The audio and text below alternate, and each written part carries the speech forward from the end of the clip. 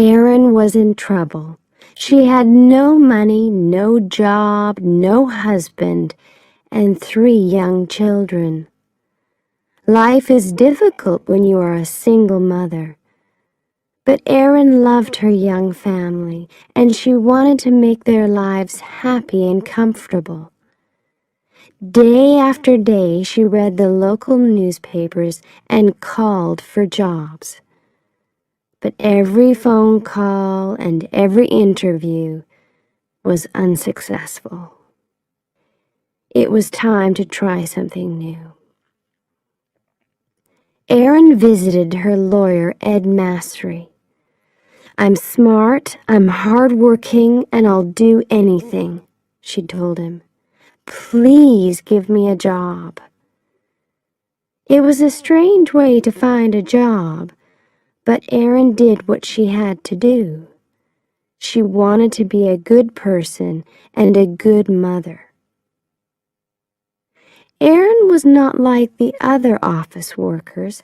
She did not always speak politely. She did not wear dark suits, and she gave her opinions fearlessly. She worked hard, organizing papers into piles and boxes every day. But the work was too boring for a smart woman like Erin. Soon she started reading some of the letters in lawyers' papers to make her days more interesting. Erin was a careful worker, and she wanted to do her job well.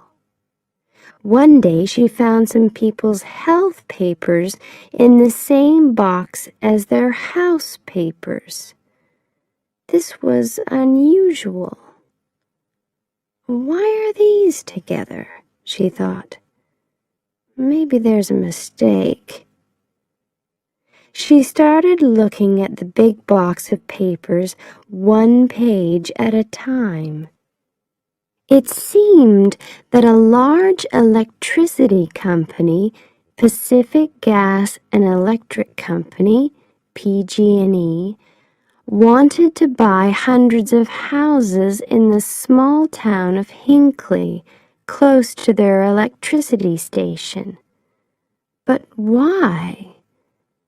More importantly, why were the homeowners' health papers in the same boxes? It was a mystery. Erin could not sleep that night. She was worried. Did PG&E want to hide something? Were the people of Hinckley safe? Erin was already a busy woman with her own problems. She had little time to worry about other people. But deep inside, Erin felt that something was wrong. Could she solve the mystery? She needed more information. The next day, she spoke to her boss, Ed. With his help, Erin started looking more closely at the papers. Erin discovered more and more strange papers in the Hinckley box. She realized that there was a serious problem. She loved her family, and she wanted to spend more time with them. She wanted to see her children grow up. But people in Hinckley were very sick, and only Erin knew about it. She wanted to help.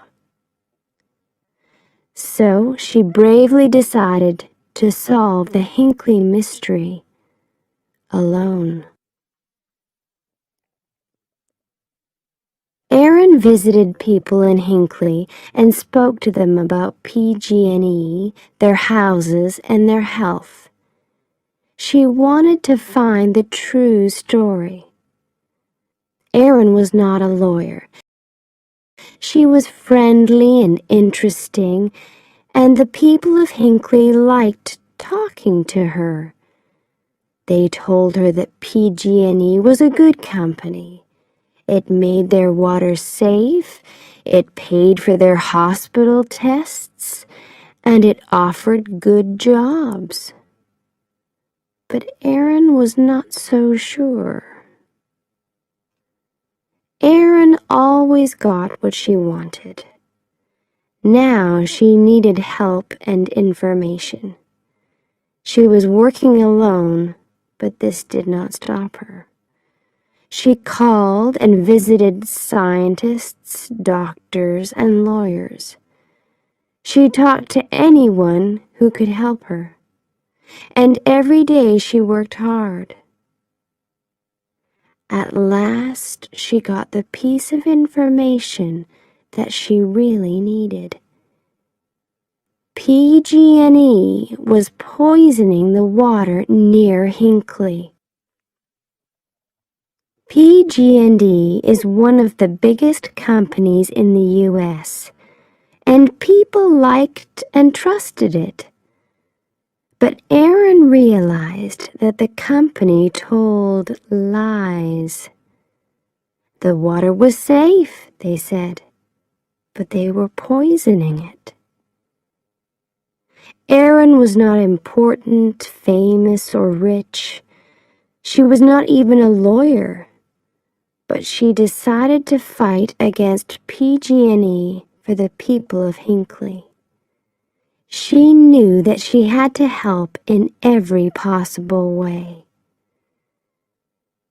How many people were poisoned in Hinckley? Was anyone in danger?